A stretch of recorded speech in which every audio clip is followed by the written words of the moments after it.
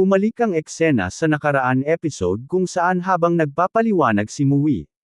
Sa di inaasahang pagkakataon, biglang dumampot ng buhangin si Sana at inihagis ito kay Mui, marahil dahil sa inis o hirap ng pagsasanay.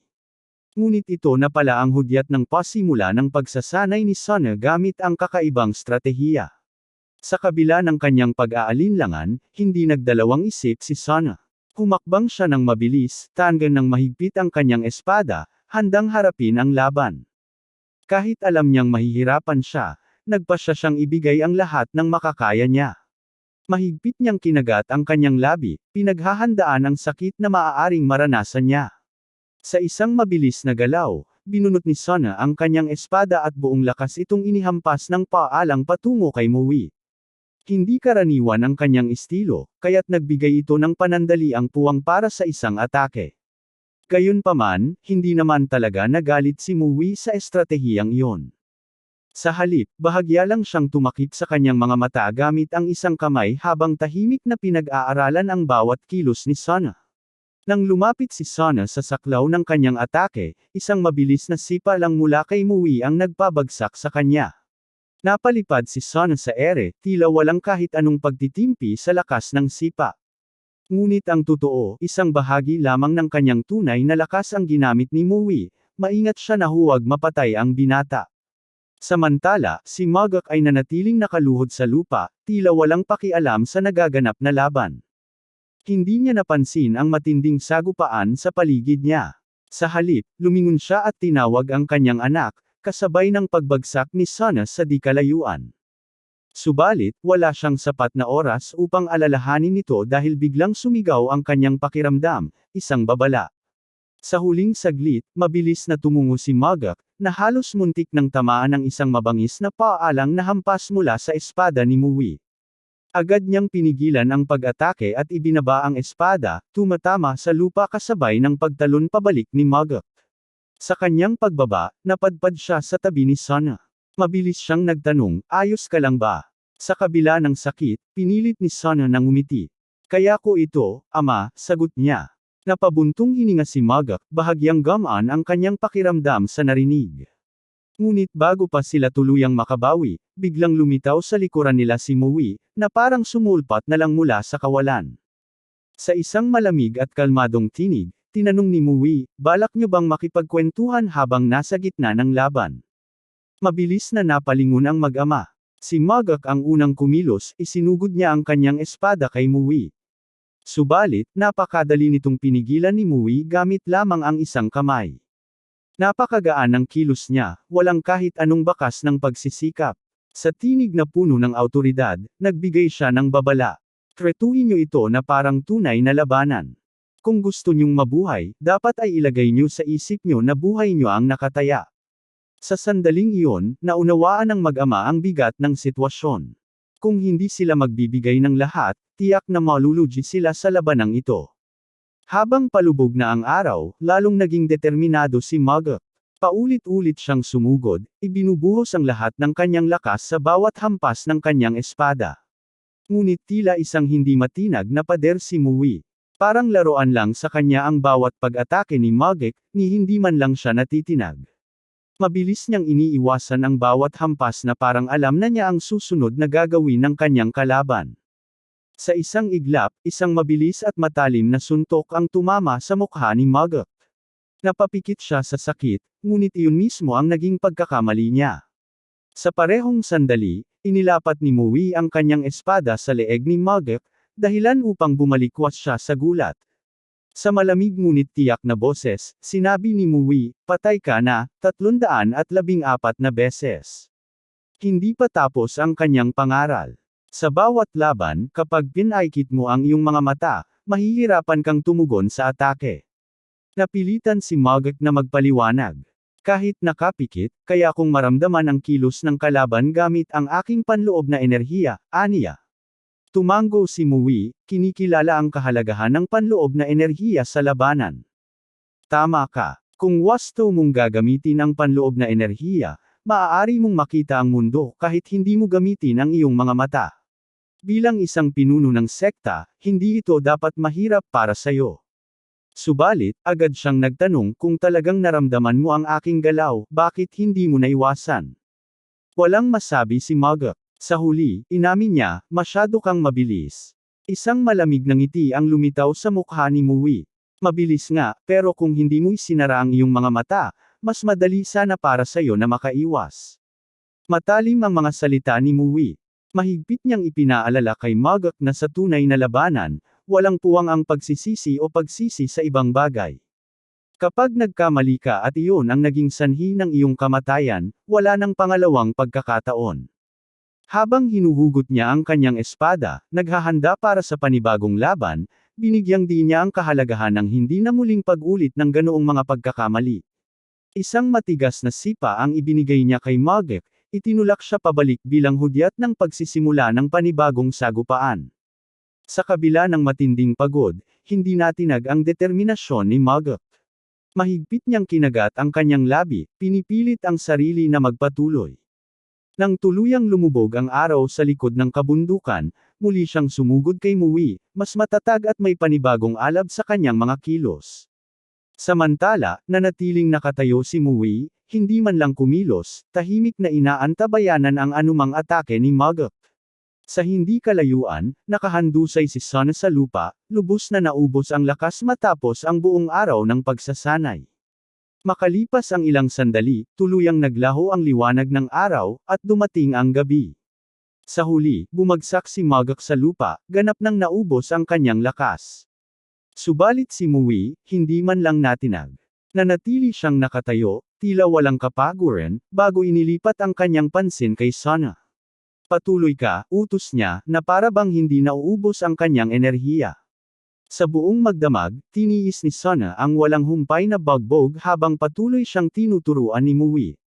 Kahit halos hindi na siya makatayo, walang tigil ang mga utos at payo ng kanyang guro.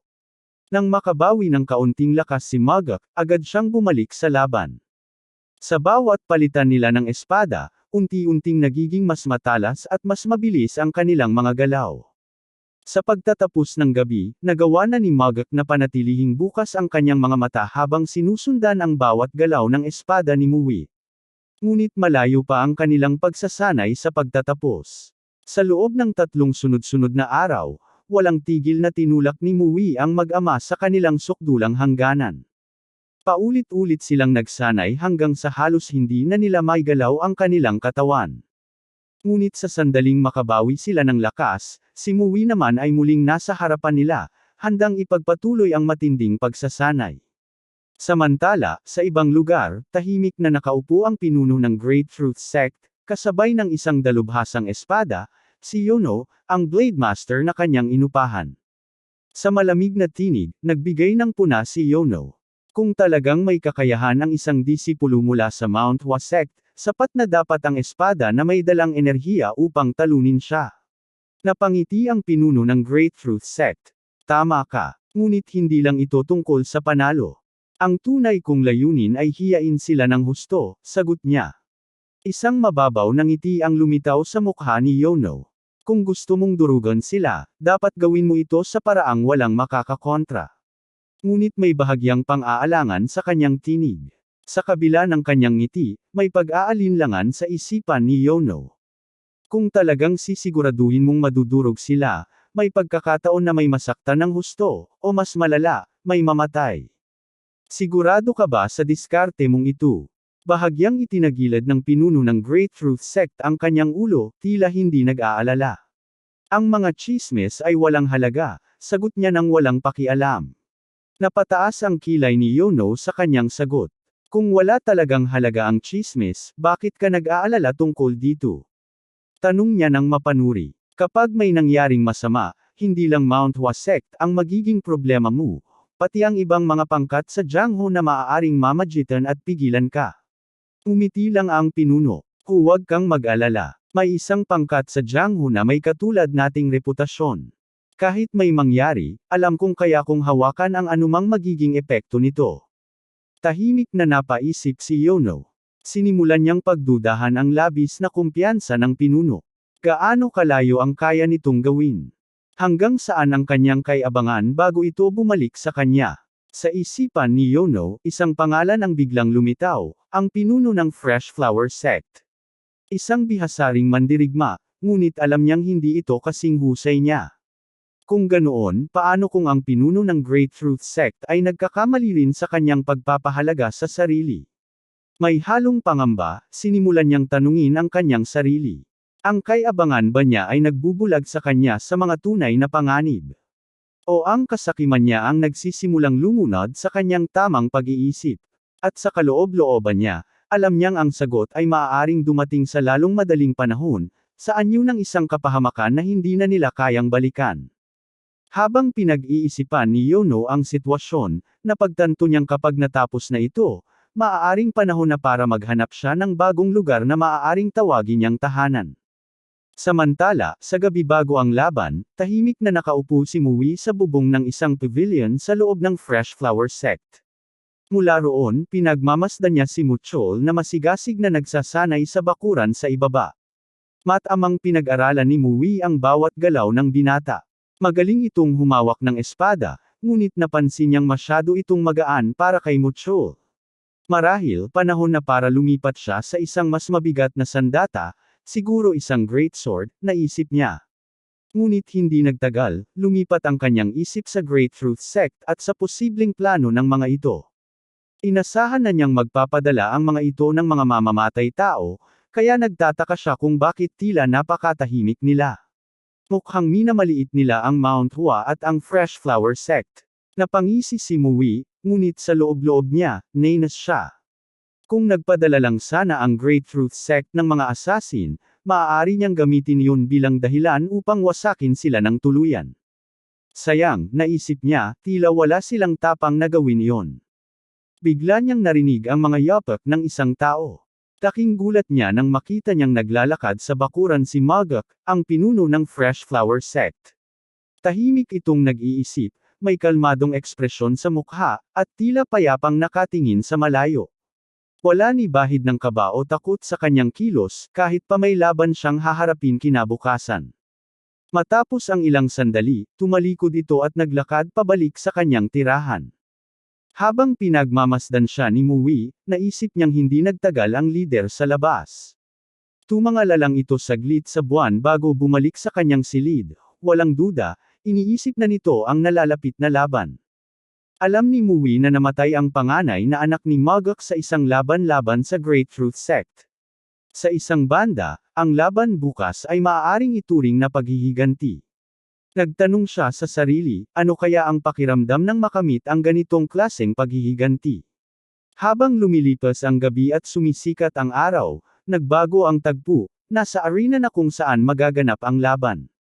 Nang makita ng mga mandirigma mula sa Great Truth Sect ang mukha ni Sana, agad silang nagtaka. Ang kanyang mukha ay namamaga at puro pasa, halos hindi na niya maidilat ang kanyang kanang mata. Hindi nila maunawaan kung ano ang nangyari sa batang Panginoon ng Fresh Flower Sect.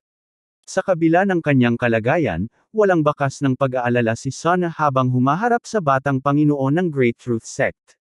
Ang tanging nasa isip niya ay ang sarili niyang paghahanda. Napangisi ang batang Panginoon ng Great Truth Sect at pinagtawanan si Sana. Nakakaawa ka naman, sabi nito na may halong pangungot siya. Mukhang hindi ka na dapat lumaban. Ngunit hindi siya pinansin ni Sana. Sa halip, ang nasa isip niya ay ang kanyang reklamo tungkol sa laban. Nainis siya nang maalalang gagamit sila ng kahoy na espada sa laban. Matapos ang matinding pagsasanay sa ilalim ni Mui, hindi lamang sa kanyang pisikal na katawan nagtamo ng sugat si San, pati na rin sa kanyang tono ng pananalita, na ngayon ay puno ng iritasyon.